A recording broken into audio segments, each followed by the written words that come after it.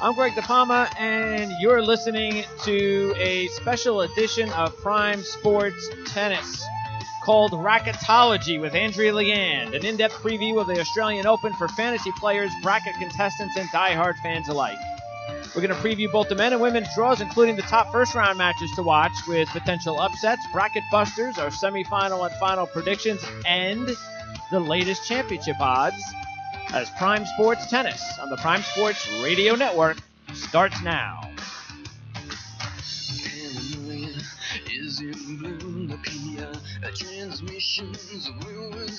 All right, it's Saturday, the 13th of January, 2018. Thanks again for tuning in to Prime Sports Tennis with PSN tennis editor and former top 15 player in the world, Andrea Leand. So, Andrea, the first slam of the year is here. So I got to ask you, of course, you've been there before. What are your favorite memories of playing Down Under?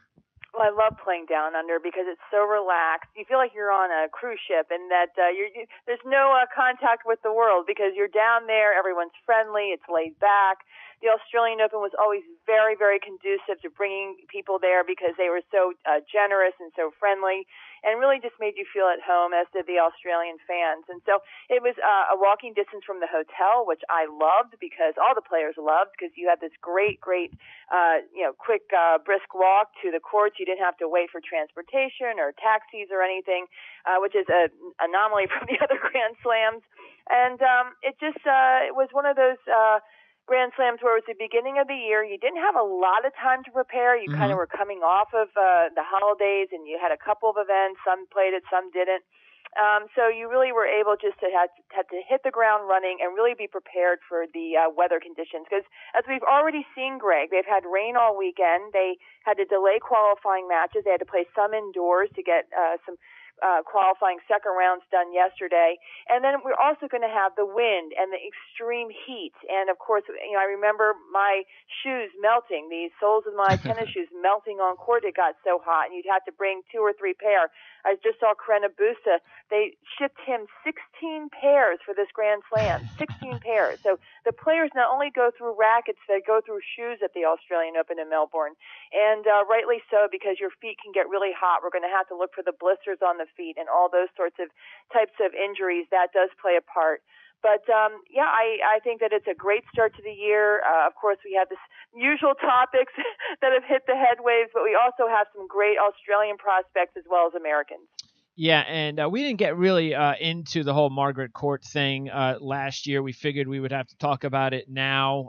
Anytime politics gets into the way of sports, it's a Debbie Downer, and that's what we got here. A whole situation where you feel like you have to take sides, and most, of course, everybody is not taking the side of Margaret Court. We can completely understand why, but I don't know. I'm like kind of old fashioned, and I'm the type of person that. When you name, unless somebody does something like commit murder or something, when you name a stadium or a court after someone, or anything that's prestigious, and the reason why they get the name, I kind of find it hard to take that name off. What do you think? Well, I'm going to have my player hat on here for a little bit, and let's go to the practicalities first. First of all, they knew what Margaret Court's views were when they named the stadium after her, the Tennis Australia. Okay. They're perfectly well aware of that. She's a Pentecostal minister. She preaches this. This is something she believes in. Whether someone agrees or not with her, that's her beliefs, and that's the way it's always been her entire life. So they named the stadium knowing this. Now, of course, there was the uproar last year, as you mentioned, at the French Open, especially when she made some very outspoken comments about same-sex marriage and homosexuality, and rightly so, drew the ire of lots of players, most especially Billie Jean King and Martina Navratilova, who have spearheaded now the response. And obviously, it offended a lot of people. And so Tennis Australia has decided to bring Billie Jean King down to the Australian for the whole 2 weeks. She's there now. And, to me, it's kind of like, okay, they're going to let Billie Jean have her say. And she said, yes, the stadium should be renamed. They should not have Margaret Court's name on this stadium. That's my belief. But now it's put the players, Greg, in a position to have to respond to this, because not only did she say it should not be named after her, but they said that she said she would not play on the court if she was designated to play a match there. She would refuse to play on that court. So it's put the players in a tough position. And the last 2 days, Greg, they've had media day, where all the top players have to meet with the media. And this is all the topic of conversation. And this is not what you want going into your first Grand Slam. You want it about the tennis. Don't you think, though, that there's probably a difference, as you mentioned, putting your player's hat on? Don't you think it's maybe you have to, because this is the kind of thing that I don't like getting involved in, also because of the time difference. This is something that is, we're talking about years, decades of difference of somebody's opinions and how they were brought up, as opposed to what's going on now and how much more people have, I guess, progressed in society and been, a little bit more understanding of of people of different genders, of people of different faiths, and I just think it's a different time period, and I don't want to necessarily kill someone for their opinions from 30, 40 years ago, even though that person still has those opinions today. Well, and my feeling is Tennis Australia put her name on the stadium. The players had no decision in that, no say in that. That was their decision to do it, and it should be their decision to take it off, and that should be their territory, their responsibility, and not to put it on the players. Yeah. To have to say to the players, well, do you think her name should be taken off? It's not their decision. It's not their responsibility, and that is not something they should be having to deal with right now as they approach a Grand Slam. I agree with Konta. Konta was very diplomatic. She said yesterday, my views are not in line with Margaret Court, but this is not my issue. I think if someone wants to speak out about it, they should. Sure. They should speak out whatever they want, spearhead whatever cause or campaign they want, and that's great. We applaud all that. But if a player doesn't feel that this is their platform, then they shouldn't be forced to. And so this is where I think, be very smart. I know Billie is very smart. She's very sensitive to the players. She understands what they're going through and trying to prepare for this Grand Slam. There's lots of pressure. There's lots at stake.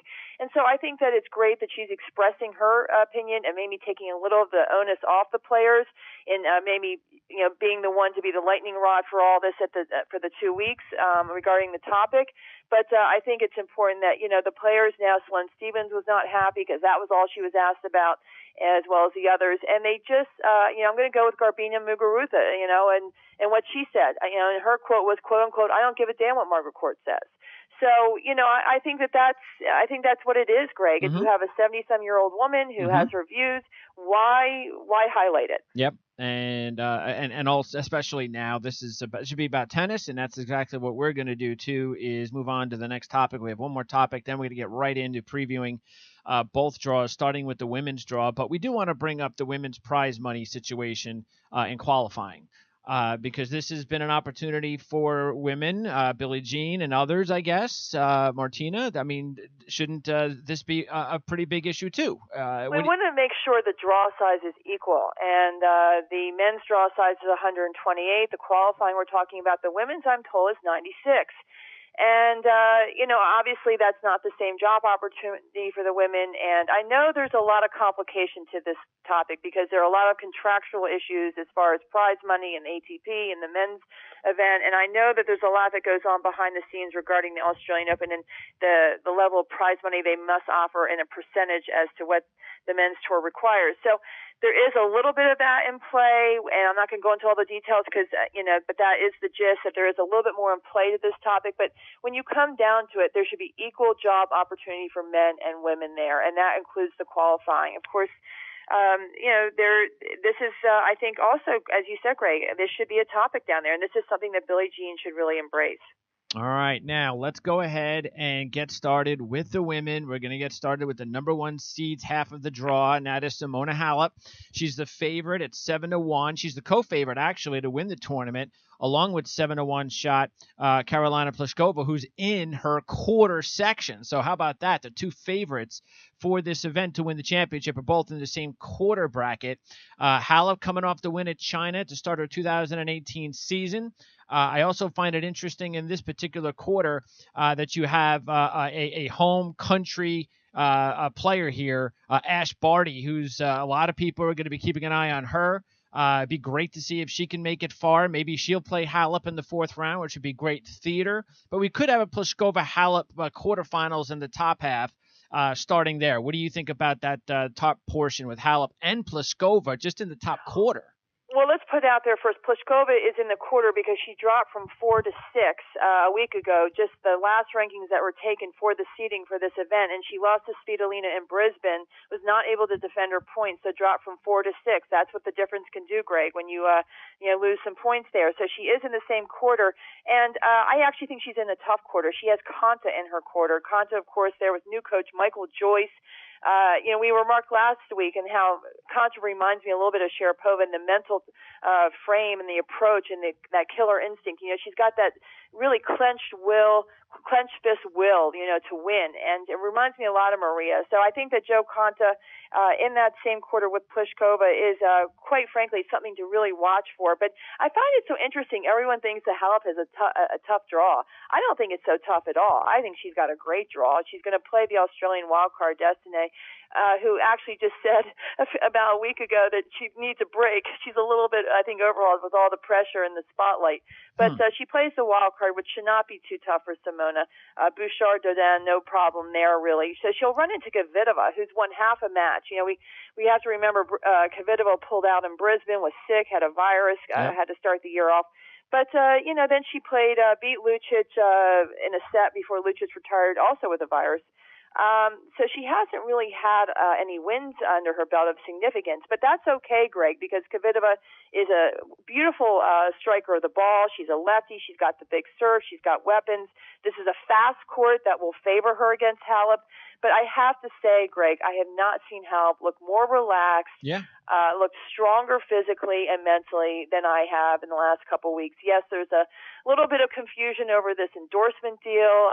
The Romanian press put out quite a number of details about a deal in line with Nike, but it's not a done deal, apparently, according to Simona. So we congratulated her because, quite frankly, everyone else was. But regardless, she put out that she wants to wait till after the Australian Open to announce who her new clothing deal is with. So other than that, though, everything seems firmly in place. She looks very, very confident. She's moving well. She's not injured as she was the past 2 years, which is a great sign. Because I think a healthy Simona physically makes a very, very confident Simona mentally. I actually am looking forward to seeing a couple of matches. First of all, by the way, early on in the first round, keep an eye on the fact that Elena Vesnina is just 1-6 in her last 7 matches. You've got the Konta-Brangle first round match, and as you mentioned, Konta, but let's keep in mind she is 2-7 in her last 9 matches. She's the first round loss at the U.S. Open. She's dealing with those hip issues. So and Brangle's 3-1 against Konta. So what do you think? Brangle's a very tenacious American. She's very funny on court. We've heard her on court coaching, and she, remember when she didn't want to play Karen Wozniacki, she'd rather eat pine cones. So she is very funny, and she will go into this match with a good attitude, and she will get a lot of balls back. Konta should be too tough. Yes, the match record you mentioned since the Open really doesn't reflect her condition right now because she just changed coaches, fired Wim Fissette, picked up Michael Joyce, who was with Azarenka and had to depart because Azarenka is not playing, as we mentioned, with the custody battle. So she's with Michael Joyce, who is a phenomenal guy. He's just 2 feet in all the way, so positive. He coached Sharapova for years, and so he knows the deal. He knows how to do it. And I did watch Konta a lot, Greg. I watched her in Brisbane where she beat Keys, a very, very tough win. And then she lost, though, to Radwanska in Sydney in the first round. So she's had some tough draws. Okay. But I am more concerned about her physically than mentally. As we mentioned, she's so tough. And she had these groin issues. She had to, really spend a lot of the last 2 weeks in the training room getting a treatment. So, I mean, I think if she is 100% physically, there should be no issue there. To me, actually, as you mentioned, and I think it's so interesting, is Ashley Barty. Yep. And to me, she is where there's so much attention because she's only 21 years old. She is so young. And yet she has done so much in the last years. Remember, she was just coming back a year ago. I had to get her ranking up, had to play small tournaments. And now, of course, really knocking on the door of the top 10. And what's interesting, Greg, is when you watch her, there's nothing flashy about her game, nothing flashy about her. but she plays so well within herself. She doesn't go fly high or fly too low. She's right down the middle, and she knows what shot selection to choose. She's a very smart player, and for the reason why I always tell young rookies when they turn pro, play doubles. Always play doubles. And Barty really had great success early in her career in the doubles, and I think that's where she learned all the other dimensions of her game. She's not the greatest mover. She loses to big baseline bashers. They can hit through her, like Svitolina, Keys, and she just lost to Kerber, of course, and I watched that. And so she is a little bit susceptible to the hard hitters.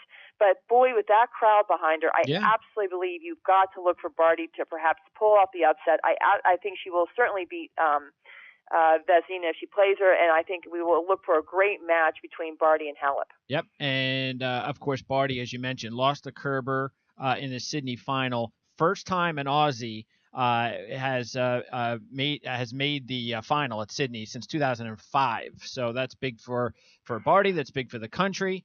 And Barty just was, she gave a very big interview a few weeks ago, a very interesting interview about her struggle with depression and all this sort of thing.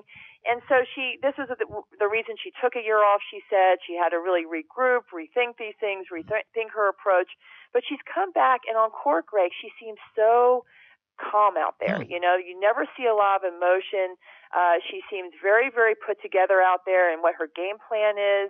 And to me, she's just such a smart player. And so I think it'll be a great contrast of styles, though, too. I mean, she offers something different. It's not just the big baseline bashing. Yep. And by the way, if Konta and Pliskova match up in the fourth round, Pliskova is 5-1 lifetime against Konta. So is that a favorable matchup then? Absolutely. And on the fast surface with her big serve, Pliskova certainly would be the favorite, and she would be my favorite in that. I definitely think we will see Pliskova probably facing Halep in that quarter. I will tell you, though, if Barty gets by, I think we could have Barty. This could be a big 2 weeks for Barty. So sure. It'll be interesting to see how she deals with the pressure in the night matches. But Pliskova, who, by the way, is in the most gorgeous Fila dresses I've ever seen. We talked about some of the hiccups with some of the clothing and other companies. But Fila has done a beautiful job in putting her in the prettiest dresses. It's a little bit retro at this point, back to that old Fila with the colors this tournament. But every dress they have done, she has looked exquisite, every outfit.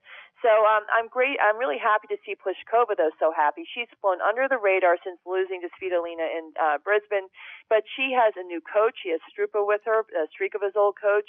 She's very happy with him. She looks much healthier with that right arm. But I will say one thing. When she lost to Svitolina, that serve still is an issue. And I think that serve really sets the tone for her game. It allows her all the quick points, the cheap points with the aces that she so needs and depends on. Also, it sets up the point for her first strike tennis approach. So I think we're going to have to look for how Pliskova is serving on this fast surface. That will be the key. All right. And by the way, if Halep and Pliskova do make it to the quarters, Halep is 5-2 lifetime against Pliskova. Any particular major edge that Halep has in that game, in her game? I just think Halep is stronger physically. I just think she's in better shape. She obviously is the best mover on tour. I mean, there's no one faster than Simona Halep. She gets back so many balls. And I also think one of the reasons Pliskova is having difficulty, a little bit more difficulty holding serve as she did 2 years ago when she had that breakthrough year, is that people are starting to read her serve. They're catching up with it. They're starting to figure out where she's going to go. So she's gotten a little bit predictable on the serve. I think it's important for her to mix up also the paces, not just the hard flat one, which they all are kind of keying into. And but I think that Simona has really worked hard on the return. So that will be an interesting contrast in styles. But I definitely think, to me, Halep should win that one. All right, and so I tell you what, we're gonna put in Barty as our bracket buster for the top quarter. That's a player that could make things interesting, maybe pull off an upset or two. So if, I will tell you one thing, though. We have to mention, this big, feud between Strikova and Pliskova, because Pliskova took Strikova's coach, okay? Okay. And Strikova, tweeted out, "We will not be having coffee anymore. We are no longer friends." Okay. Strykova is looming in that top part with Konta, and I will tell you, Barbara Strykova is playing not bad tennis. Okay. And so I would watch for her. You know, she's one of these girls who just wins these 3-set battles. She beat Kasatkina. I still don't know how, but she has such a great all-court game. She can come into net, put the volleys away. And on a court like this where it is so fast, that will help her. But she is looming there. And Safarova, Lucy Safarova, who is back, you know, she injured herself the NTL last year. She is also in Pliškova's part of the draw. So a lot of checks there. And so it'll be very interesting to see how Pliškova deals with that. All right. And by the way, I'm going to throw in a first-round potential upset with Petkovic against Kvitova. They played 9 times, and Kvitova is just 5-4 against her. And as you mentioned, Kvitova is not really on top of her game right now. And if we did a dancing competition, Petkovic would win that, because yesterday she entertained the entire crowd, Greg, in the rain delay. They put the music on the mics, and there was Andrea Petkovic out there doing the most incredible dance routine you've ever seen. Belinda Bencic, they were playing a tie-break 10, and everyone was just absolutely loving it. So she's a real character. I don't actually think, though, I think her prime is past her, and I agree with you. If Kvitova is not 100% physically, she can come through, but Petra does have enormous weapons, and I can't imagine for such a big occasion Petra not really being able to lift the level of her game. All right, now, as far as the bottom quarter of that half of the draw, and this is where we have Muguruza at the top as the 3rd seed and Garcia on the bottom as the 8th seed. And when we take a look at, I think the big story here has got to be Kerber. She's 9-0 this year. With combination of the Hopman Cup, we just talked about her win at Sydney. So she gets the first win, by the way, since her 2016 U.S. Open, her first title since 2016 U.S. Open. And because we really don't know what to expect from Muguruza's game, this might actually work out for Kerber in this quarter. Well, this is the most interesting part of the draw to me. You know, I think the top part is pretty straightforward. This section of the draw is the most titillating me, because I'll tell you why. Yes, you're right. Kerber is the player right now. She's been undefeated this year. She went through Hopman Cup, played beautifully, kept the Germans in it to the final, because Sasha Zverev did not really play his best. And so, but what I love about her, Greg, is we're seeing the Angie we saw 2 years ago. The physicality is back. The legs, the thighs, the arms, the shoulders. You can see she's done the work. She's gone into the gym. She has done the hard physical training and the fitness that she needs. And you can see that on court now, because she is able to not only absorb power, she's able to then ricochet it back. And so we're seeing a much more aggressive Kerber. We're seeing a much more mentally tougher Kerber. I remember watching her in Indian Wells last year in a practice. I mean, as I remember telling you, it looked like a junior practice. She wasn't there. Mm-hmm. As she said, her heart really wasn't into it. And when the heart isn't there, then there's no proper gym workout. And the fitness went immediately. You could see she lost a lot of weight. She did not have the physicality she had in 2016. And so what's interesting to me is that this has been a reset of her body, in my opinion. I think it's taken about a year for her to reset her body and bring herself back into the fold. And to me, yes, I think she's a favorite for this title again. She does play a German in the first round, never the easiest case.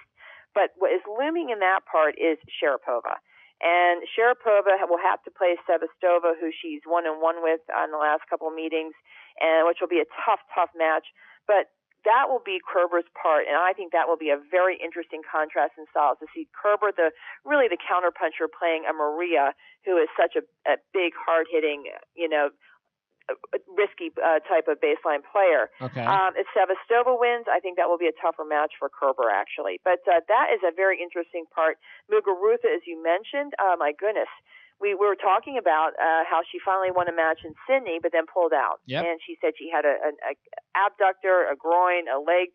So they're all of a sudden we have about 3 or 4 injuries in a process of about 10 days with Muguruza. And this was the same story last year. So we don't think she's had a great off season. We don't think she's done the right training. But one thing about Muguruza is, Greg, she seems to be able to put it together mentally on the big stages. She says that's what she lives for. That's what she wants. Well, she's got the big stage now, but she's also got a big draw. What did you think about the Australian Open's decision to invite Sharapova to the draw ceremony? bad decision, bad judgment, and it was bad for everyone. I don't really care who takes the trip. First of all, why do they have to have an hour ceremony for a draw? No one cares about the interview. No one cares about all this ceremonial sort of stuff. The press wants the draw. Everyone wants to get on with it. The players want to know who they want to have to play. And this was ridiculous. So anyway, they have a big elaborate ceremony, as you just mentioned, where usually it's a defending champion who brings the trophy out onto the center court. And, they had someone there to interview the player and so forth. Well, Roger was going to do it on his own. He was not going to participate with Maria in this. So they brought the men and the women out individually. And so, of course, everyone thought they would have Venus because she's kind of the defending runner-up. And, of course, Serena, who is not there, obviously, is her sister. That would have been the obvious choice. They could have had the number one player in the world, Halep. Mm-hmm. And the only other only other player who had won the Australian who was in the vicinity was Kerber, but she was in Sydney. My feeling is, if you're going to bring Billie Jean King in for 2 weeks, why don't you just bring her in 2 days earlier and let her take the trophy out? Sure. That would have solved everything. Let her bring the bloody trophy out. Well, as it was, they let Sharapova do it, and the whole interview centered around what she did on her quote-unquote time off, which just brought up, rehashed all the drug doping suspension again. Uh-huh. And just when Sharapova was so smart to be playing it under the radar in China and keeping her head down low and letting her tennis speak for itself, they go and do this, and it just, again, brought up the whole thing about the drug suspension. So you had the headlines, drug doper brings out trophy, bad decision on Tennis Australia's part. So everyone's now just trying to forget that, Greg. Sure. Everyone's just trying to forget it. No one wants to even think about that. But it does go back to really a commercial aspect to Tennis Australia's decisions and the fact that they are so in tune to corporate sponsorship and the public perception that's created at this tournament to try and curry that public corporate feel that they're doing everything politically correct. That was not politically correct. All right, couple of quick notes before I get to Keys and Garcia and the rest in this quarter part. Muguruza, by the way, if she takes on Radwanska in the third round, they're 4-4 lifetime. Radwanska winning the last two matches against Muguruza, so keep that in mind. And when Sharapova faced Sevastova actually she beat her last time in China, but before that, of course, we remember Sevastova knocking Sharapova out of the U.S. Open in the fourth round. Both of those matches have gone 3 sets. Yeah, and I think we will see another battle if Sharapova plays Sevastova. I think that will be about. Although I hear Sevastova may not be 100% physically, okay. She will have to be to beat Maria on that surface. So, it's a fast surface, as we said. It will favor the big hitter. Radwanska, it's so funny. We talked about Kerber's bad year last year. She had the worst year. This was a girl who was ranked number 2 in the world. She completely lost her physicality, Greg. I mean, it was not even in the same planet as she used to be. I mean, as far as physical fitness was concerned, I watched her in Miami last year, just could not get over, the lapse in the all kinds of power behind any shot. She had pace. No pace at all. But Radwanska has regrouped, and I think she's another one where we use the phrase she reset her body. She looks much physically stronger. She played better tennis to beat Konta in Sydney. And she still has a lot of shots, and she's very smart. I think that she will get by Kristina Pliskova, one of your girls, and I think that she has a great draw. And if obviously, I think if she plays Muguruza, though, if Muguruza is on, Muguruza should be able to hit through her.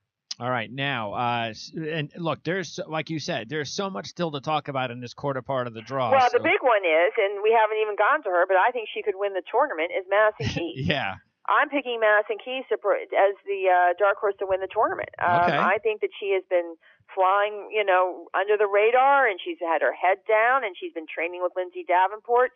Yes, she did lose to Konta in the first round in Brisbane, but it was a great match. It was high-quality tennis. And I think that she is due, Greg. I think that she learned a lot from losing in the final to Sloane at the U.S. Open. And what I love about Madison is we know she's a big hitter. We know she's got a great serve. She's got the fiercest forehand in all tennis. I mean, there's no one who can crack the ball as hard as Madison Keys. It's just unbelievable. It's scary good. But what I was so impressed with is the fight in her I saw at the U.S. Open. Personally, I don't think she played her best tennis at the U.S. Open, but what she compensated for was the fight in her. And that was the first time I really saw Madison get gritty and really say, I'm not going to lose this match. I'm not playing my best. This may not be pretty, but I'm going to do what it takes. And that is the maturation we really waited for in Maddie. And I think that is what is going to come and blossom here in Australia, and one of the reasons I think she can win this title.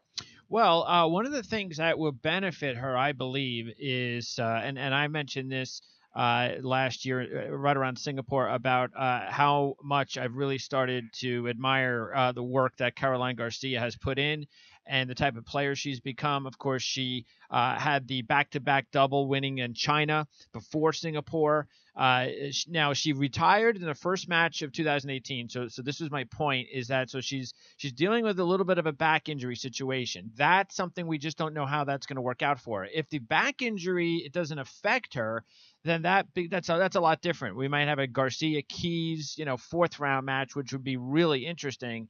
And if Garcia can actually make it as far as, say, Kerber, let's keep in mind she beat Kerber last time they faced each other, first round in Wuhan. So Garcia is somebody to definitely watch at this in the entire tournament. We just got to see how healthy she is.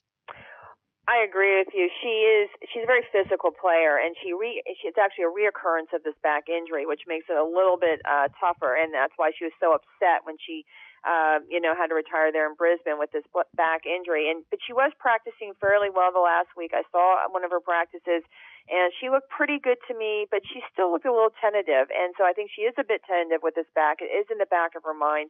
And as we said, she's a very, very physical player. She plays a big brand of tennis, and she needs that flair, and she needs those shots to give her confidence. And so I think it's a little bit tough, though. It's a big ask for her, and that's why I do think that Milanovic, who's the other French woman in that part, is 0 for 14. She's dating Dominique Thiem. She doesn't seem to be able to get her mind on the court in their matches for any length of time, and so I don't think there's any way if she wins a match there, she'll be lucky. But that's why I think that this is a great draw for Keys, and I think if Keys gets out to that quarterfinal against Muguruza or any of those girls, I think Keys will get through, and I think that's why Keys can win this tournament. That's why, by the way, I'm not a big fan of the whole ranking system. I mean, how you can go 0 for 14 and still be ranked 11th. I understand what they're doing, but I know it's based on a whole year of results, and Kiki did very well. Oh yeah. This time last year, especially on the clay. She did very well at the French. And it was really at Wimbledon where she suffered an injury and never recuperated. But as we also said, as I just mentioned, she's in love. She's tweeting out, quote unquote, I found the one with Dominique Thiem. So, what can you do? She's a young girl. She's in love, and she can't win a tennis match. But she'll pull it together. Don't worry before the French when she has that French crowd around her. All right. Well, she could definitely go down in that first round match, so keep an eye on that. By the way, Garcia 5-0 against Lucic Baroni, who made the semis last year, losing to Serena. So Lucic Baroni will take on Shelby Rogers from the I think US. Shelby will win that match. I think Lucic is still suffering the after effects of that shoulder injury that she's coming back from. She was ill, as we mentioned, in Sydney.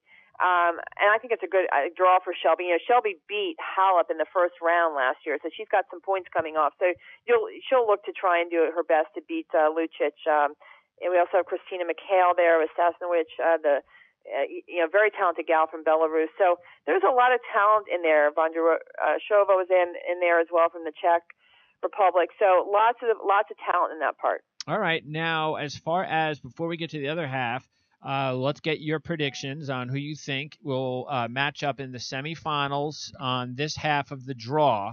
I'm gonna make your prediction. I'm gonna say who you're gonna. Okay. I'm gonna say you're gonna go with. You're gonna go Kerber and Keys in the quarters. You're gonna go Halep Pliskova, and we both think Barty might have something to say there. But I'll say you're gonna say Halep and Kerber. I'm going to go Halep and Keys. Oh, good. Okay, cool. I'm going to stick with my Keys bet. Okay, and cool. This is if she's 100% healthy. We've had some question marks on the wrist. I'm told there has been no issue. So if that continues, I will go with Keys. If not, yes, I will go with Halep. Kerber and I think that will be a phenomenal semi, Halep Kerber. All right. But I will also say, because you always ask me who my looming, bracket dark buster horse is, and I will say Barty's got to be in that picture. Definitely. Okay, and by the way, as I said too, I do like Garcia, but I have to see what she looks like the first couple of matches. If she's healthy, then you're right, Greg. She's also someone who needs a lot of matches. Remember, she had that big swing in Asia last year where she won 2 titles back to back. Yeah. Wuhan, Beijing, and she is someone though who needs a lot of matches to play her best tennis. So she has not had that going into this Grand Slam, which is another reason I think she might be a bit tentative. All right, so that is the first half of the women's draw. Let's go to the second half of the women's draw. This is where we see Svitolina, and actually we can start at the top of the draw there, where you got Svitolina on the bottom and Venus on the top. So everybody's going to be, if there's like a first round match on the women's side to watch, it's definitely going to be Venus Williams against Bencic, the 20-year-old Swiss player who has won 4 recent futures matches, had an 18-match win streak snapped against Kerber in the final at Sydney. She's a former top 10 player when she was 18 years old. Of course, she's dealt with back and wrist injuries, but she's back and going up against Venus Williams, who, by the way, is 4-0 against Bencic lifetime. She's never dropped a set against Bencic. What do you think about this really intriguing first-round match? I thought it was incredible that both, 2 of my revered colleagues, Tracy Austin and Leif Shiras, who I went to Princeton with, both picked Venus to win this tournament. Yeah. And I really, I was watching it on Tennis Channel. I love their show too, and I love to hear that. And I thought, wow, they must know something I don't know. Because, of course, Venus, came into Sydney, lost in the first round to Kerber, tough draw. She had a bye and had to play Kerber. It was actually a second-round match. But so she lost to Kerber, so she hasn't had a lot of matches. But she's in love, too. She's over there with her boyfriend, a New York businessman, very cute. And she is holding hands and walking around, the city and having a very good time. So the point is she's relaxed. She's loose. She's enjoying her life. She's enjoying everything. She's not thinking about Serena having not played. She's not answering questions about that. And I think she is enjoying life. I think she's enjoying her best life. And yes, I think the fact that she has a psychological edge over Bencic is going to be the key here, because Bencic, I think right now, may be the better player. As you mentioned, she's played very well. She's won back-to-back titles at the end of the year to get her ranking back up after that wrist surgery. And so she is on fire. And what a tough first round for the two of them to have to play, because I really thought Bencic could go far in the draw. And now we're going to have one of these two women out in the first round. So I think it'll be a hotly contested match, but I think Venus has the power and the shots and the experience to win it, not to mention the psychological edge.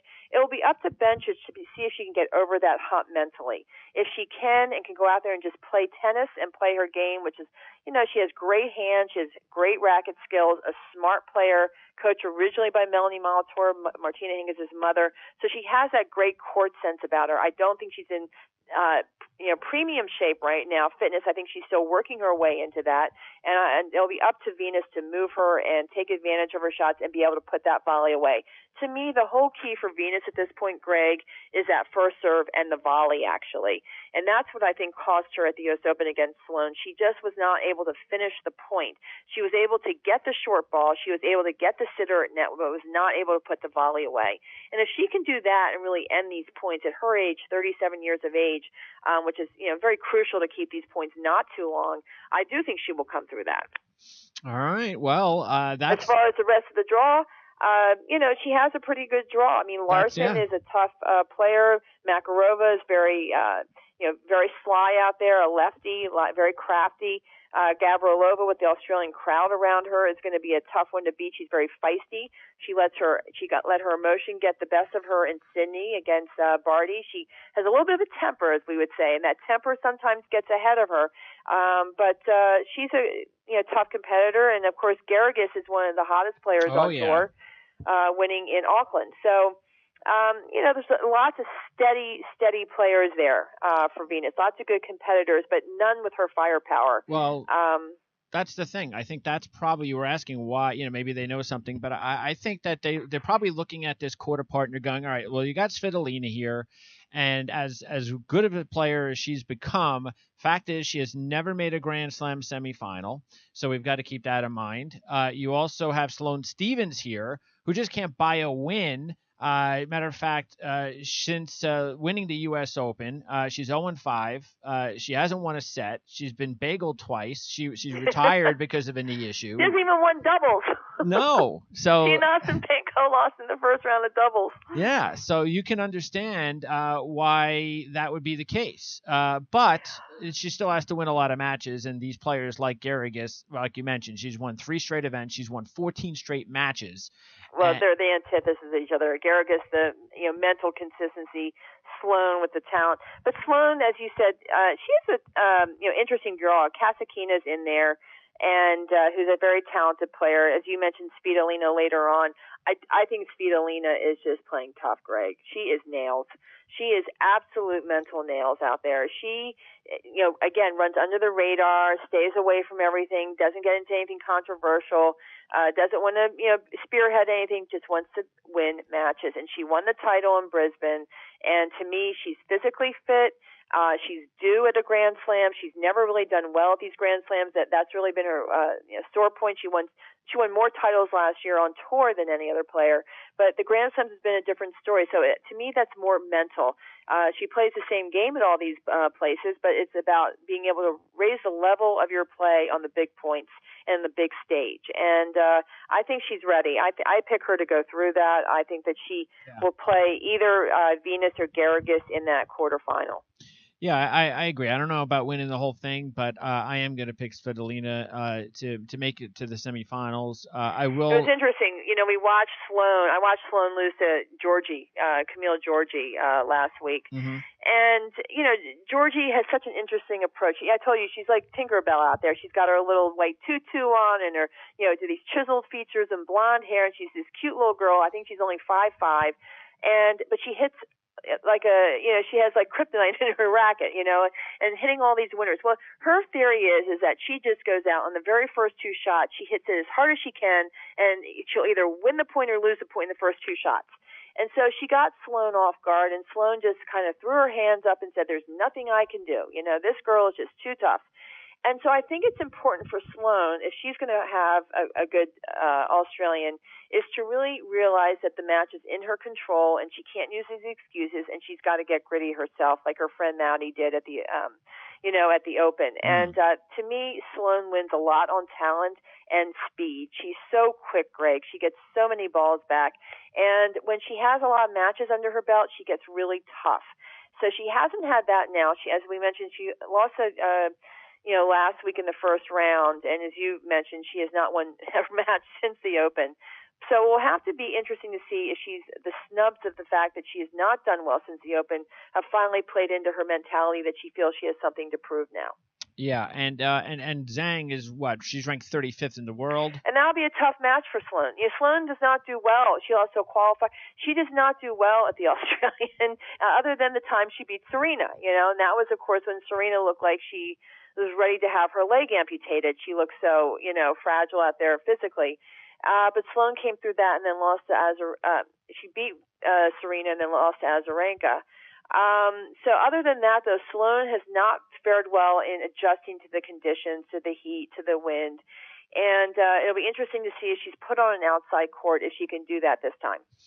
All right. And in her new Nike gear. Okay. Well, her brand new Nike gear. And by the way, Sloane looks great in her Nike gear. So just do it, Sloane. Well, I'm sure they want you to. I'm sure they're going to want her to stay out there as long as possible. Let's see if she can break her losing streak. Well, is the other Nike girl in that part, so it'll be very interesting. All right. Well, I mean, I've mentioned and before. And so is Svitolina, actually. Okay. Well, I'm gonna my bracket buster to, especially since she's right around Sloane Stephens here, is somebody that I've mentioned before. Maybe she can surprise again and win a couple of matches. Is Jennifer Brady.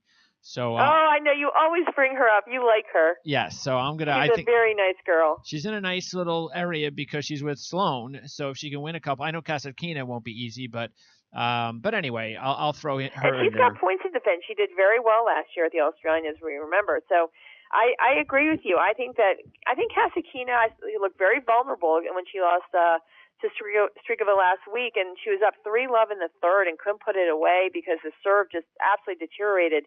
She's going to have to serve better, Dasha. And I saw her at Everett's training before this in the preseason, and to me, she's a little bit fragile, as far as the physicality. And needs to be neck adjusted and this adjusted and that adjusted. I think she's got to get tougher. And especially at 3-love, when you're 3-love up in the third, you got to put the match away. You got to put the first serve in. You can't double fault. So that's a junior error. And so it'll be interesting to see if Dasha's ready to take that next step too. By the way, what about a second round match between Svitolina and Siniakova? Is that a problem at all for Svitolina? Well, yes, I think it is an interesting match. Siniakova, of course, getting to the final and losing to Halep in China. And so she's playing good tennis. She's playing solid tennis. I think Svitolina just has to play her game. Look, she is number 4 in the world, and she's got to go out there like she's number 4 in the world. And she's got to assert herself and make her presence known to Siniakova. Like, I'm the one here who's the star, and I'm going to take this match to you. Okay. And I think if she puts that type of psychological edge on the match to begin with, she should be able to win it. All right, now the bottom quarter, the last quarter for the women's draw, will we get a rematch of the 4th round at Wimbledon, this time in the quarterfinals between Coco and Wozniacki? That's very possible, especially since Coco might take on Ostapenko in the 4th round, and Ostapenko's lost 4 straight matches, and she's 33-1. So that's a little bit surprising. Ostapenko's still playing her way into shape. She had no preseason, did not train, was taking every paycheck you can imagine, just signed with IMG. Sharapova's manager, Max Eisenbud, will be managing her. I think that's a good choice. He will do very well for her because she's very marketable. She is a hot ticket.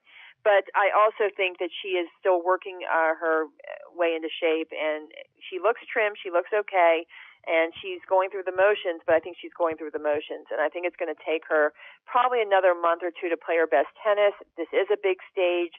Alonia, and we do call her Aliona because that's what she wants to be called, really loves the stage, though, Greg. So no matter how out of shape she may be, she seems to rise to the occasion and the crowds. So I think all that will help her. But it's funny. Coco Vandeweghe, who played the Hopman Cup and played okay, not great, has Pat Cash, Australian Pat Cash, in her corner. That helps, gives her a lot of mojo, and she needs mojo behind her shots. And for her, I think it's about getting in that rhythm and in that zone. And if she can get into the zone as she did last year, then I think she will be tough to beat, and she's certainly a favorite to come out of that. Either Ostapenko or Coco Vandeweghe should beat Wozniacki because Ostapenko has a psychological edge, has not lost to Wozniacki. I watched her beat her twice last year, and it was just brutal. Absolutely ran right through her. So Wozniacki is going to get back a lot of balls. I think she's got a tricky first round with the Romanian, this young Romanian, Busarescu, and I think that who just got to the finals in Hobart, and I think she's a very talented player that can be underestimated. So I think Caroline's got to get through that one first. If she does, though, I see absolutely no one in her draw, as you said, to either Coco or Aliona. All right, and I am going to throw in a bracket buster here, and she's an American. Okay. To win a couple of matches.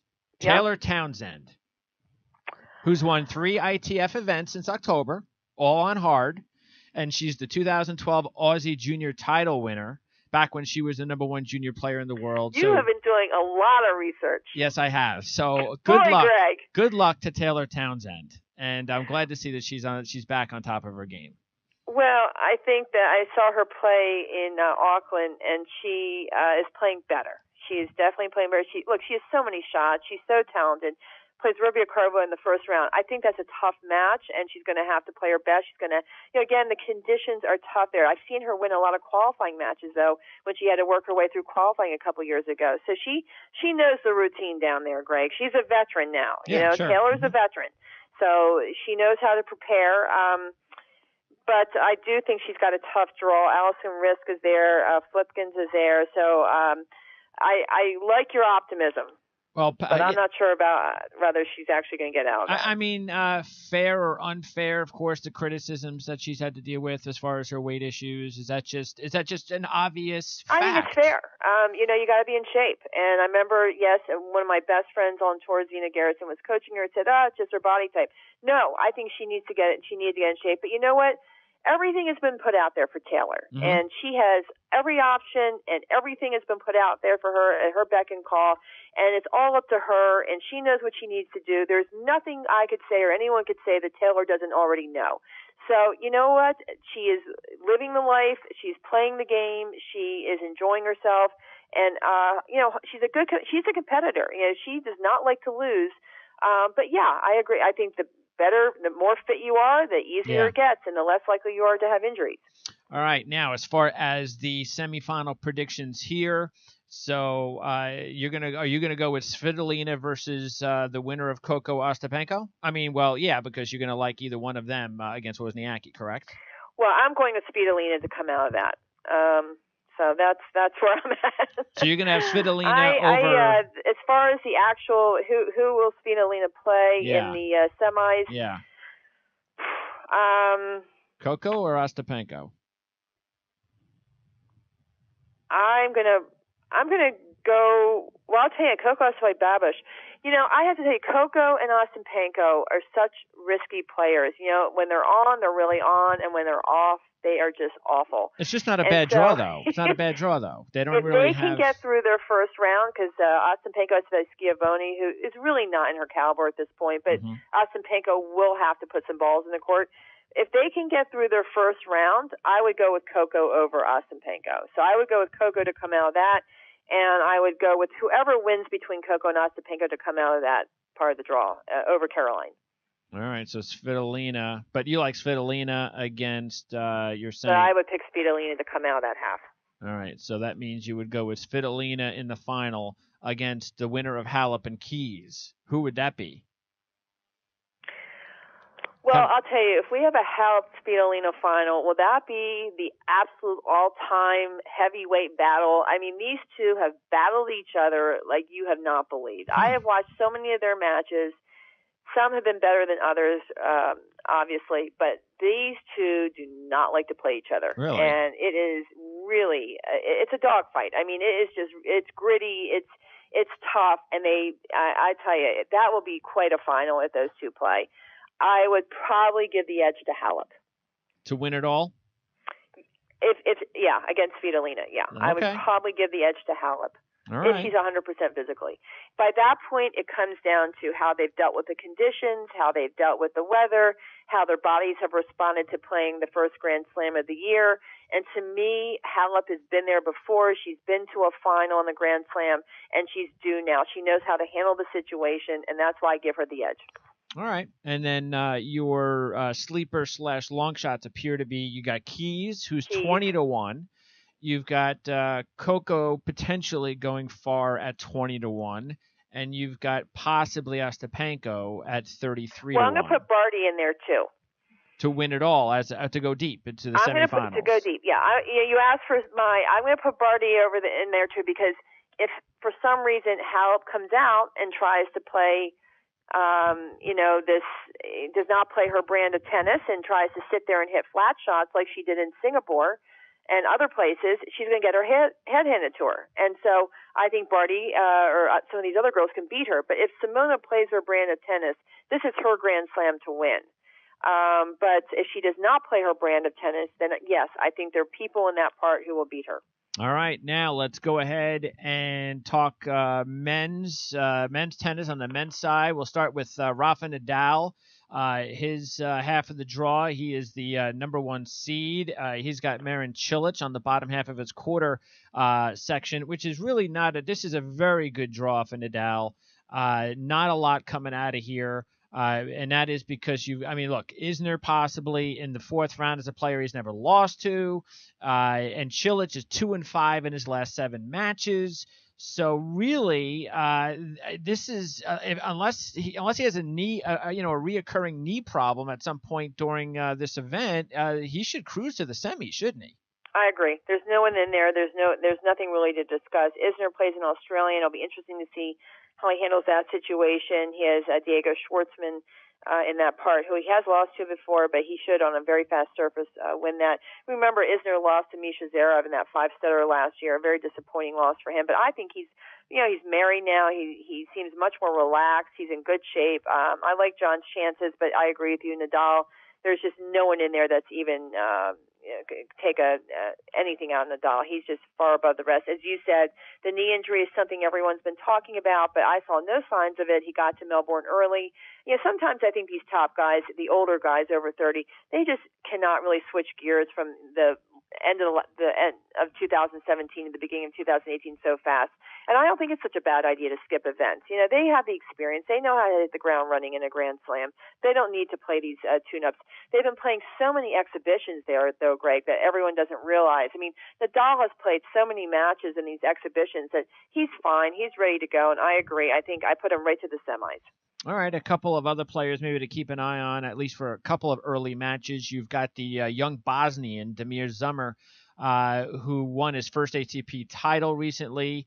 He did have to retire in the quarters at Sydney with a hamstring injury, so keep an eye on that. But that's a young player to watch. Zil Simone got his first win since 2015, beating Kevin Anderson in India. He also beat Cilic, by the way, who's in his part of the quarters. So it was so interesting to me. The same week he won that title, Monfils won in Arab Emirates, and he won the title there. So we had the two French guys who were not put on the Davis Cup team that won the won the Davis Cup for France last year. The two guys who didn't make it win the first two titles of the year. Yeah, that's why we said last year it was the deepest team in Davis Cup. I mean, by the way, also Carina Busta, who was the 10th seed, he's 1-8 since his semifinal loss to Kevin Anderson at the U.S. Open. Ryan Harrison is in this section. He lost to Kyrgios in the Brisbane final. And so if Nadal has a knee problem, with a new coach, Ryan Harrison's traveling with Mike Russell now. I think that's a great choice. Ryan also said he's not going to play as much doubles this year because he wants to concentrate on the singles. And as you just mentioned, got to the finals there in Brisbane, so that seems to be working for him. I think, it'll be good to see. He finally gets a good draw. I mean, how many times has this guy gotten a horrible draw at a Grand Slam? So it's nice to see he's got a little bit of an opening there. So if Nadal does have a knee issue and he just can't go on. It won't be Ryan Harrison, though, who's going to beat Nadal. Let me tell you this way. Nadal can have 2 knee issues and 2 arm issues. He is not going to – there's no way. Let's say he retires from the event. Who would you like in this quarter? I mean, if Nadal retires, if he retires, I don't even think that hypothetical is worth it. He's going to play. He's getting to the semis. He's looking for revenge. He lost that horrible, heartbreaking match to Roger last year. He's the number 1 player in the world right now, and no one's really paying attention to him because everyone's paying attention to Roger and Novak. And so, and this is the first time without Tony Nadal, his uncle. Carlos Moya is there with him. So it'll be an interesting time for Rafa. I mean, this is the first time without his uncle there in the box. So, grown-up Rafa is there by himself with Carlos, and I think that this is okay, though. I've watched him, though, Greg. He looks good. Okay. I mean, and he's wearing these sleeveless shirts Nike's giving him, and the muscles on these arms are just really intimidating. So I think they did that for a reason, too. And I think he's buffed up these arms. I mean, he looks, and they're all kind of, and then he's sweating, and so you got the whole look going. He looks tough. He looks tough out there. All right. Sounds good. All right. Now let's go to the bottom half there of this half, and that is the Dimitrov quarter. And boy, we could have ourselves a Dimitrov Kyrgios 4th round, and these two guys have played each other recently. Kyrgios, of course, just beating Dimitrov in the Brisbane semifinals. Dimitrov coming off the ATP World Tour Finals win, so he's looking to come back after a great start to the season last season at this very event. That's clearly looking like the best 4th round potential match of the entire tournament. What do you think about this quarter, and especially a potential Dimitrov-Kyrgios match? It's a very good-looking quarter. First of all, the ladies are going to be flocking to this quarter of the draw. You got Dimitrov, you got Kyrgios, you got Jack Sock, you got Pouille, you got all these young Shapovalov, all these young, very attractive, good-looking guys. But they, back to no Grand Slam winners here. So this is the interesting part. Is this new generation ready to take the next step? And all eyes are going to be on Kyrgios, as we've mentioned. He's back in love. He's with Isla. This has been a major impact, though, on his life, and that's why we mention it, because this has changed his whole entire perspective of life in his tennis. He now is, as we've mentioned, he has raised lots of money in all these exhibitions for his this new facility he's building for children that are underprivileged children and children of need, and so he's taken a real personal interest in helping kids. And this is all coming off the fact he has traipsed around the world for the last half a year trying to get Isla back. So she's back. She got a wild card herself into the women's draw when Vika Azarenka could not take it. And she actually, I think, plays Safarova in the first round, which is a tough match. But Isla is a beautiful girl, looks a lot like Anna Ivanovic. And the two of them are very much devoted to each other. And this is important for the balance in Kyrgios because it just seems to give him some sort of peace of mind and focus to want to do well. And when Kyrgios wants to do well, as Rod Laver just said yesterday, Greg, there's no one with a better serve in men's tennis in the game than Kyrgios, and he's got the weapons, he's got all the ingredients. The question is, does he have the fitness to go 3 out of 5? And we mention this because that has really been the undoing for him in these Grand Slams, is that he doesn't have the fitness, and instead of wanting to admit he gets tired, he kind of just tanks the match and says he has an injury. So it'll be interesting to see if all this, being in love and all this good spirit has translated into the gym. And if he is in good shape, though, I pick him to come out of there. I think he will beat Dimitrov in a big occasion with the crowd. Shapovalov has Tsonga in the second round. That'll be interesting. He's beaten Tsonga before at the Open. Mm-hmm. So I think that he, though, has had some disappointments. He's not as big as the other guys. He doesn't get the easy points, but he has so much flair and talent. You want to see him do well. He's a good kid. And, of course, as you mentioned, the bottom part, Jack Sock, will have to contend probably with Kevin Anderson. But Jack Sock will have to play Sugita, who he retired to at the Hoffman Cup and has lost to before. Yes. So that, I do expect, though, Jack to get through that. Yeah, and of course, Sock had a great end of the season, losing to Dimitrov in the ATP World Tour Finals, semifinals. Lost the first round to Auckland, but again, fact is, the one thing with him is the hip, and hopefully the hip is okay. Well, he didn't. He did stumble a bit in Hotman Cup. He had to retire a match to Sugita, and he did not play his best tennis. And as you just mentioned, lost in the first round. Auckland defending that title, by the way. He won that title a year ago and starting what was a great beginning of 2017 for him. So he has not had that beginning this year, and it'll be interesting to see, though, if he can pick up the pace. As we remember, he won Bercy out of nowhere and just was able to beat Kalemen and come out of nowhere to win that and make the final. So Jack Sock's a little bit unpredictable, a little bit unreliable, but he is incredibly talented, and I do think he wants it. And to me, it'll be interesting to see if he can come out of that against Kevin Anderson to perhaps face Kyrgios. Boy, what a match that would be of the next card. And we might also see a Sock Pui fourth round. I mean, Pui is being coached by Tommy Haas. New coach there. Okay. Tommy Haas, former top 10, went on his retirement year last year. Now the tournament director at the BNP Paribas in Indian Wells. Very, very popular, very good friend. I'm sure you remember the singing debut with him and Roger and Dimitrov, right? Yes, I remember that. And so he now is coaching Pui, so I think that will be very interesting. Yeah, Pui, of course, won the clincher at the Davis Cup for France over Belgium. Kevin Anderson may have a tough first-round match, but Kyle Edmund, British number 2 player, is dealing with an ankle injury, so we'll keep that in mind. I'm surprised Kyle Edmund is playing, actually. He did withdraw out of Auckland, and he hurt his ankle. Remember playing Dimitrov, and remember Dimitrov leaping over the net to help him. Anyway, I think that Kevin Anderson is playing tough tennis. Yeah, he really, is. really consistent mentally, never a bad day. Always shows up post 100%. So he's always tough to beat because you have to beat Kevin Anderson. He's not going to beat himself. And another young player to keep an eye on here is Andrei Rublev, the 20-year-old Russian who lost the Doha final last week to Monfils and also the next-gen final to Chung. So he is, of course, going to take on Ferrer in the first round, which is a nice first-round match. And Ferrer just had a very nice run in Auckland. So he's playing better tennis. He's a veteran. He's been around. Probably his best days behind him. But yeah, you have a lot of good contrast here. Karlovic is there. Remember, record-setting match last year with Karlovic. So you have a lot of players there, but I think a lot are past their prime. I think we really have to look at Dimitrov, Kyrgios, Pouille, and Stock. Yeah, and I think that if all things go well, we'll have it'll be Nadal against the winner of Dimitrov, Kyrgios.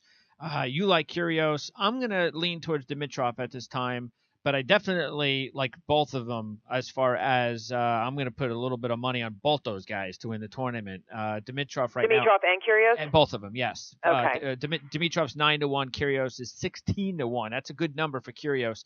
But are you going to take Nadal to make it to the final against Kyrgios? I will tell you this. I'm not going to take him to go to the final. I think that he will, if Dimitrov or Kyrgios are in that semi, I think either of them will beat Nadal.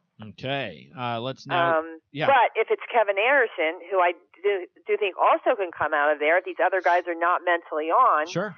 I think Kevin Anderson will not beat Nadal. He will lose to him again, like he did at the Open. But no, right now I think that if Kyrgios or Dimitrov come out of that this time, they will beat Nadal. And as you remember, Dimitrov lost to Nadal in that heartbreaker, and to me it was one of the best quality matches of the year.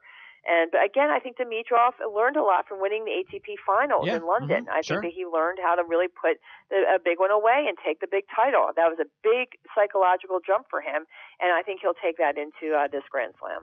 All right, now we take a look at the final half for the men, and we'll start at the top there, that top quarter where we have Thiem and Zverev, and you have a pretty decent, a matchup. Definitely on the bottom. I like the bottom half a little bit better because that's where you might have Djokovic and Zverev in the fourth round, which would be really good to see.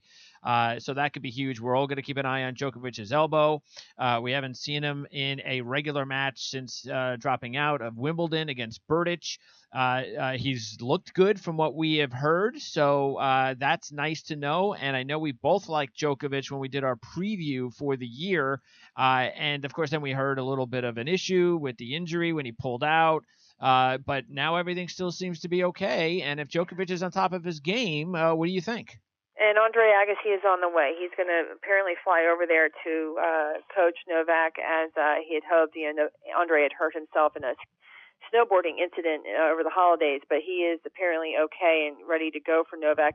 I watched Novak. First of all, he killed Thiem in the exhibition there, and I think that really got Novak over the hump mentally that his game is where it needs to be to play this Grand Slam. I think he was very much in doubt, didn't know where he was on the barometer of where the other guys were, and was not going to go out there if he wasn't going to have it in contention for the title. He didn't want to embarrass himself.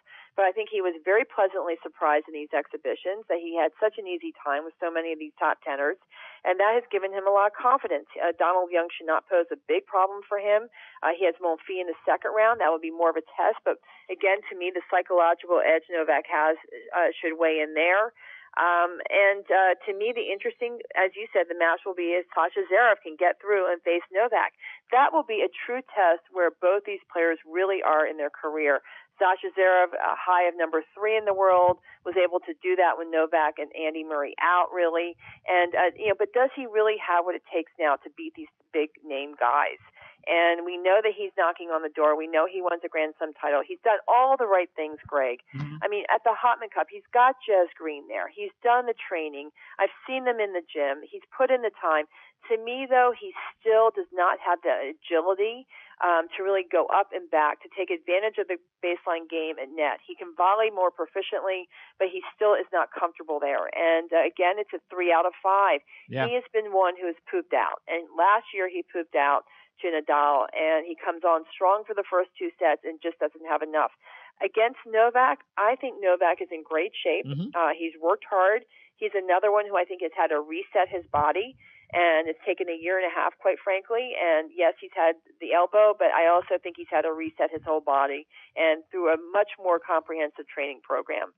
But he's done it. I think he's done the hard work, and it'll be very interesting to see I think the big question mark for this whole entire men's draw is really Novak Djokovic. Yeah, and right in this area here of the draw, very interesting. We may see the Zverev brothers face each other, but I'm not so sure that's going to happen. You know, the kid Chung is going to take on Misha Zverev in the first round. Misha's just 1-5 in his last 6. Chung is playing outstanding tennis, winning the next gen.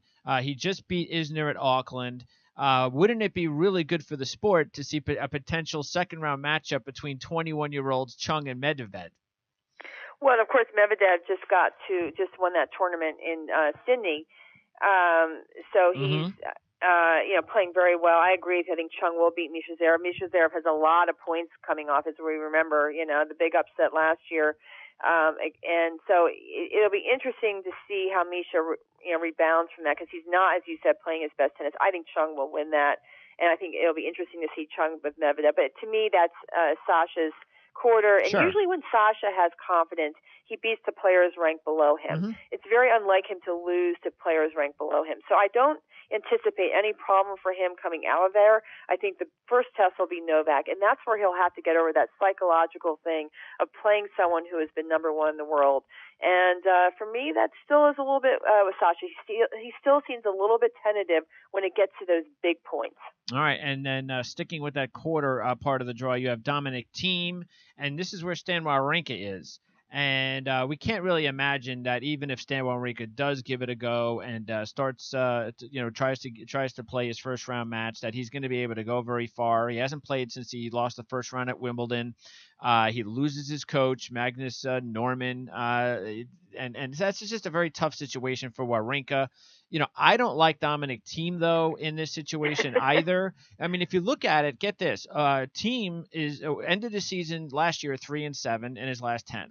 Then he retired versus Monfils last week. He's been dealing with flu and virus issues. He's 0-2 versus Pella.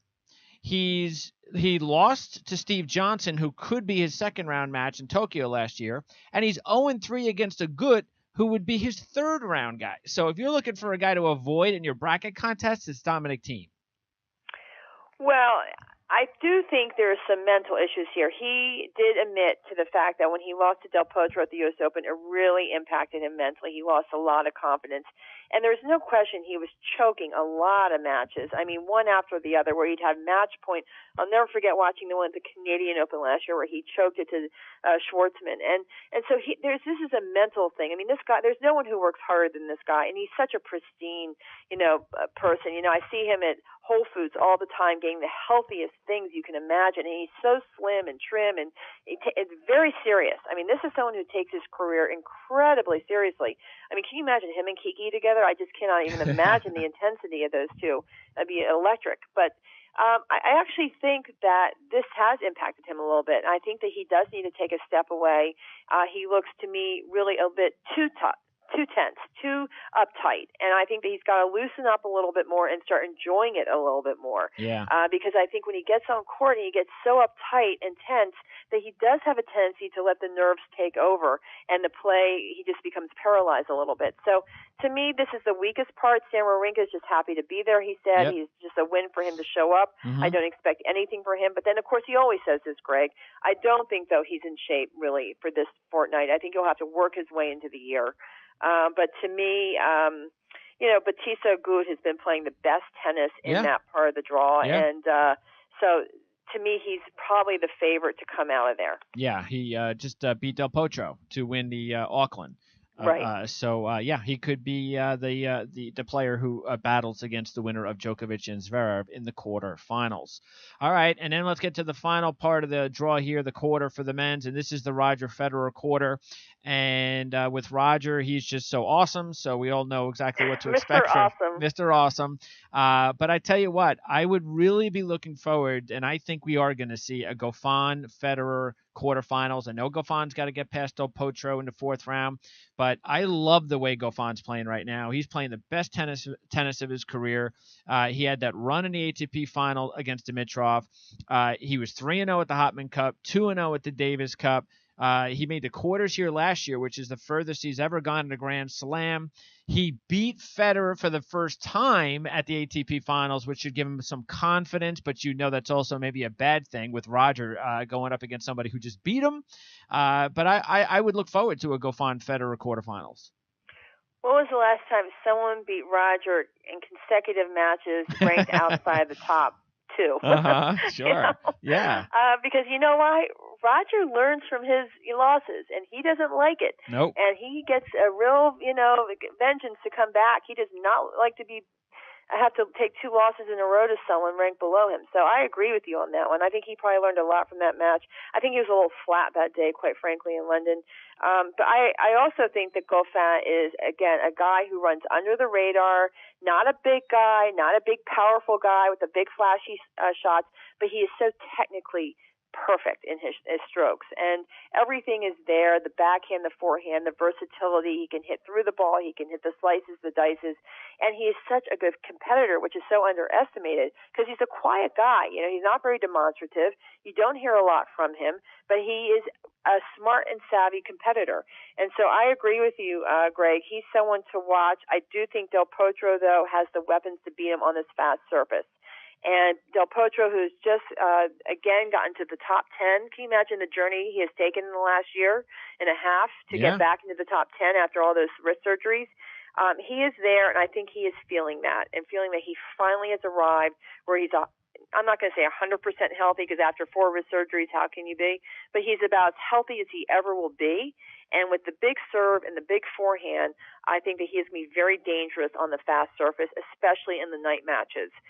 He loves the big occasion. He loves Grand Slams, and his Grand Slam record is better than Goffin, and his record on big occasions is better than Goffin. So can Goffin beat him? Absolutely. He's got the game.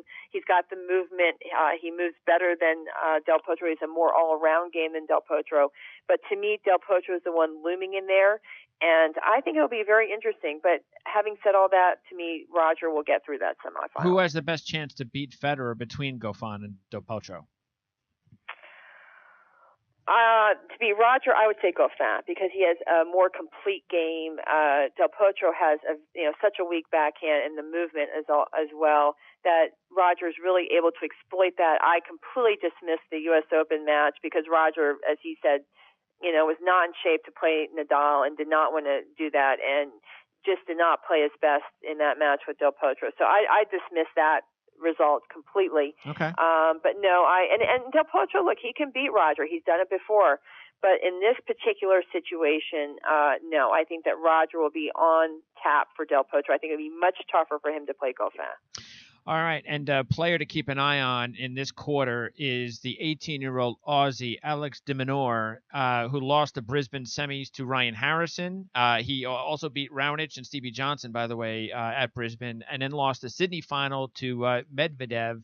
So considering he's a home country boy, a lot of people are going to be keeping an eye on that match between the young Aussie and Berdych in the first round. Isn't that a great story? And he's such a great guy to have for the Australian crowd and the fans. He's so warm and generous and just so well received, and just has a great personality. I mean, really, really well received there in Sydney. And as we mentioned, back-to-back finals. Great stage for him. And against Berdych, that's going to be a night match. It's going to be a feature match. I think it's going to be a tough test, though, for him, because Berdych is a savvy competitor. He's been in the top 10 before, and he's on the last end of his career, so he's going to want to make the most of it. I don't think he's going to be too fazed by playing the wild card, but I think it'll be a great match. All right. And also, even though we would consider it a huge upset, I'll tune in to see Del Potro and Tiafoe. We're going to hope to see Francis Everyone Tiafoe. will. No, everyone loves Francis. Yeah. How can you not love Francis? He is the most energetic, dynamic, fun-loving human being ever. As Jared Donaldson said, who cannot love Francis Tiafoe? He just puts a smile on your face no matter what. And he has a lot of heart. He plays with a lot of game. He's got a lot of power and speed. But it's about being consistent mentally and in the points and his shot selection and being able to hold together. He's had a little bit of a tough beginning of this year, but he's got a lot of talent. So I agree with you. I think he'll have a lot of flair in that match, but Del Potro just seems a little bit too more experienced to me. By the way, Query could have some trouble with Feliciano Lopez. You know, Query has lost 4 straight. Query's been having trouble just about winning. everyone. Yeah, so he's lost 4 straight matches. Yeah, he's had a tough run, Sam Query, and he hasn't really gotten the motor going so far in the last last bunch of tournaments he's played. Yeah, that'll be a tricky match for him, and he's got Raonic, who, of course, is trying to make his own comeback, and has had a lot of stumbles as well. And Jordan Thompson's in there, the Australian, who's also someone who's been very talented and had good success against the Americans. So it'll be interesting to see. But to me, this is no problem for Roger. Oh yeah, this is Mr. Perfect will sail through unless something unforeseen happens. But yeah, let me tell you something. When this guy goes to get coffee in the morning, he is so perfectly dressed, and there's not one thing out of place. And he is just someone that has such great preparation in everything he does, mentally, physically. He is so well prepared, and this is another reason why I think he just sets a standard above everyone else's, is that he has a team where everyone is on the same page. They're all moving as one unit, and they all have the same goals and the same tunnel vision. And it's so well organized and so well heeled and well oiled that there's just no mistakes. And this is because of the incredible preparation he puts into everything he does, the thought. And also, I give a lot of credit to the team. It is not easy, Greg, when these entourages get bigger and bigger with the management and with the coaching and the physios and the fitness and all the various different people. And of course, he's got his family with him and his 4 kids and Mirka, who looked great, by the way, in the other picture the other day. When you have all these components and you're able to put all these people on one page, thinking about one common goal, it's really amazing. And that's why I applaud him, because he has been able to do that more so than any other player in professional tennis, probably in any kind of profession. And that is why I think he's so successful. By the way, is there anything that these tournaments can do about the whole thing that we've seen, like with Wawrinka, where you put the draw together and then, like, if he backs out, then Nick Kyrgios moves from one part of the draw to the other part of the draw. Yeah. I mean, isn't there something you could do about that? If someone pulls out before the draw begins, they can. But once the draw begins, it's a lucky loser that goes in. They do not. You can't move the seeds at that point. So it is what it is. But yeah. I don't think we're gonna have anyone pull out. I think we're good to go. Yeah. I don't see any issues with the top players. I think the seeds are all ready. They have prepared. when you make a trip like this, Greg, you have to be invested in playing. Yeah, that's true. No one goes all the way to Melbourne, and it's 20-hour flight, 18-hour flight without the full intention of trying to play, and it's expensive too. This is really an investment on all levels. So that's why I also applaud Roger, because to be able to put his whole team on one page means that they return the favor. They are 2 feet in with him. They are so behind him 150% that you can just see that's why the cohesiveness really just exudes every time they come into the arena. I don't see any changes as far as the seeds are concerned.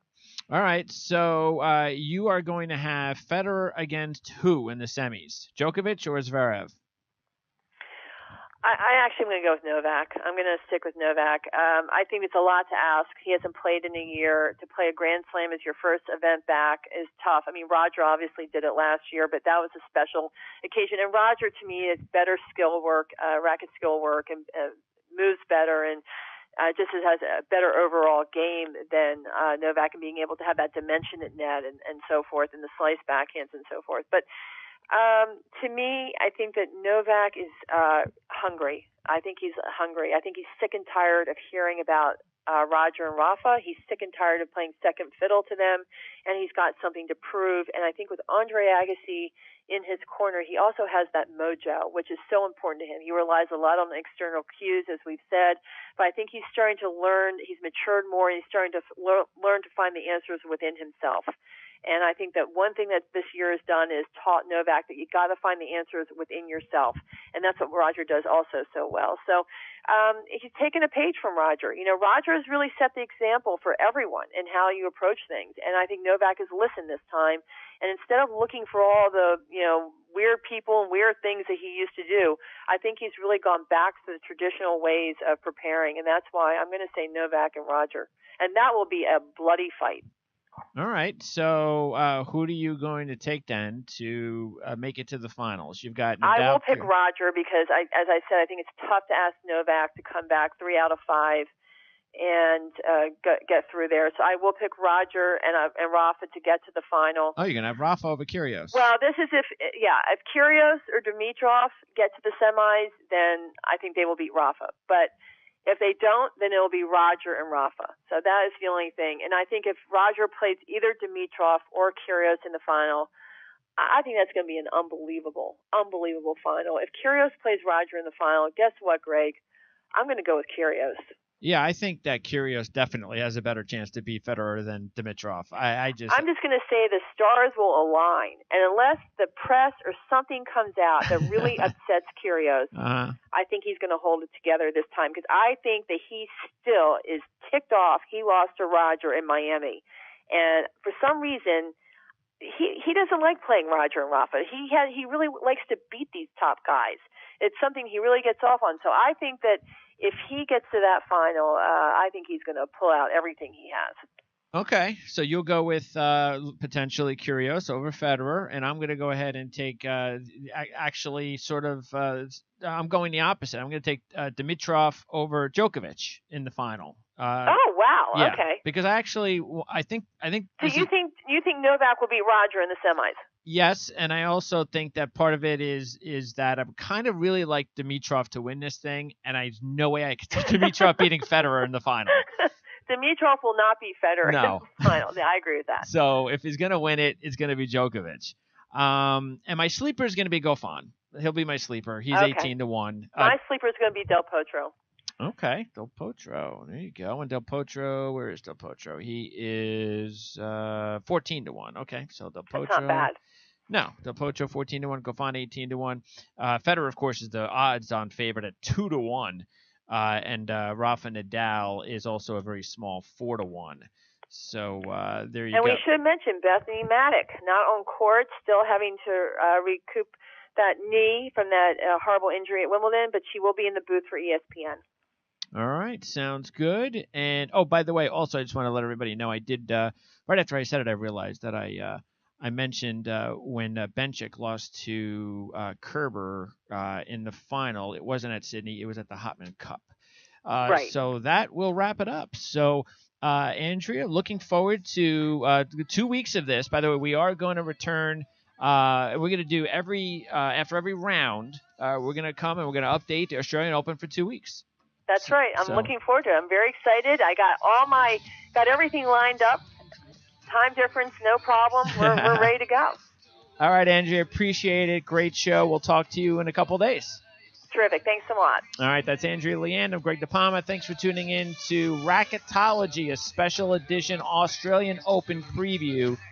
And again, we're going to be here for 2 weeks, all the way through to the final. So check back with us. Don't forget to follow us on Twitter.